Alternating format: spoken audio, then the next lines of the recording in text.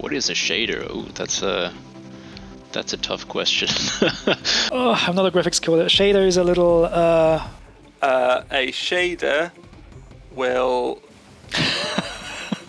I don't know exactly what it does. Make things look cool. I'm sure Ali gave you a good answer as well. God, I hope I'm right. A shader is a really tiny program, a very small program, usually just a few hundred lines of code that converts the geometry into pixels on the screen. So it will decide the colors, combine them in whichever way we think is relevant for that particular object, and then figure out what color it wants for that pixel on screen. One of the things that we're really proud of is the way the vehicles look in Star Citizen. Just having untextured or flat shaded models, that you could have the best model in the world, it's not going to look great. Where it comes to life is the materials. And since the start of the project, we've just been adding to our base shader, which we call the Alum shader.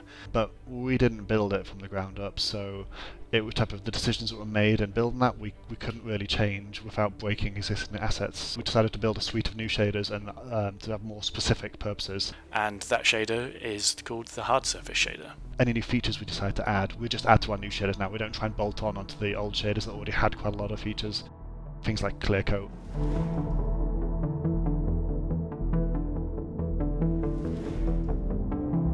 Wear and tear. We know you guys like your ships clean, but we also want them to feel like they're more realistic and sit in the environment better, and they'd wear over time. Iridescence in the paint, so we can get colour shift depending on the angle you're looking at it.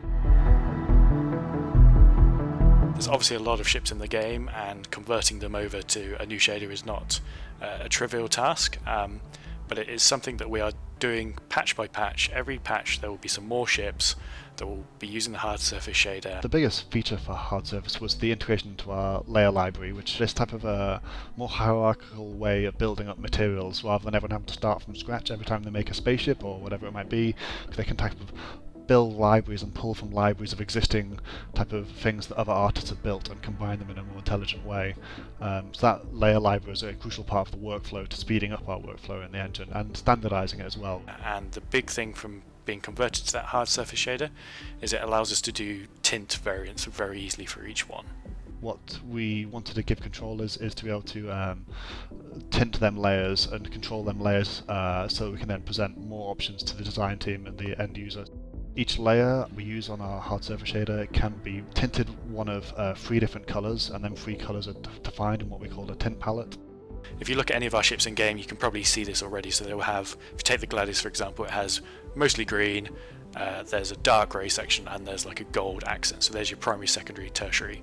What the tint system will allow the designers to do is, once they work out, usually with lore, what the colours are for, say, a faction like either Microtech or Crusader or Ninetales, then they can set those colours up and then save that as a tint, and then that can get applied to any ship. And quite easily you can just quickly make a ship and then apply the tint, and then you've got these different factions or paint schemes. So the hard surface shader has been coming for a long time. It unlocks a huge amount of potential for the vehicle team. We're really excited to see what we can do with it and what we can push. But what does that mean for you as players, especially in regards to customizing your vehicle? We're going to have a nice post on the website in the next few days, probably next week. It's going to detail what you can and what you cannot do, both in the short and near term, so I highly recommend that people check that out. One of Alpha 3.9's biggest new features was the introduction of prisons, the first step in building a risk versus reward system for those who will choose to pursue a lifestyle outside the law. Now this week, we took the opportunity to chat with Luke Presley about that first drop and talk about the next iterative patch, the next quarterly patch, and maybe just a little bit beyond that. For me, space is like the Wild West, and I think for most people it is like this kind of lawless idea. So it makes sense that prisons are awful, even worse than now, or even more capable of being brutal and keeping you in. I think everyone just wanted to explore that straight away.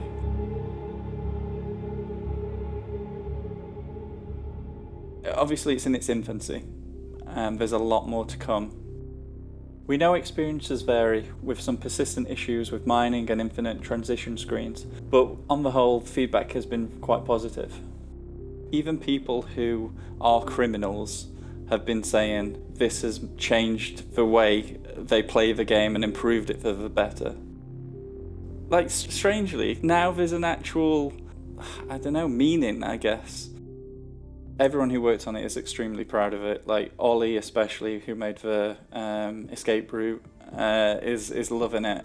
And I think people can see how we are going to improve it in future and how that will make it a lot more interesting to be down there. Like when we had mission givers and things like that, you'll actually maybe want to go there. So for 391, our main focus is bug fixing. Obviously there's been speed runs that have got out in 3 minutes, which was like, the way they did that was quite embarrassing for us. Like we'd left in a ledge that definitely shouldn't have been there. It was there to kind of break people's fall and actually slow them down. The main fall you drop into is like, it's quicker if you don't hit anything on the way down. In the next patch, I just blocked up two, like, I think quite ingeniously, like, blocked up the two main paths that we didn't want them to take.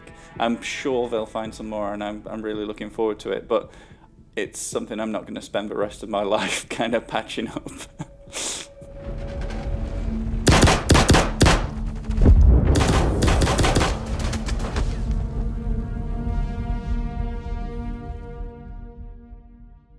We are looking at the things that get you into prison that shouldn't. There's a few things like misdemeanors giving you like crime stats, and that obviously isn't the way it should work. So you'll no longer get crime stat for blowing by the police and not stopping.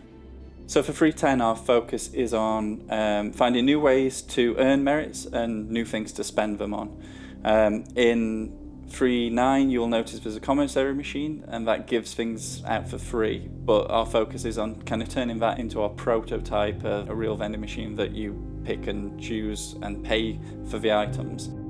The way we are trying to like introduce content that gives merits is through like the prison itself giving out jobs. So every now and again you'll find that one of the oxygen dispensers deep in the caves breaks down.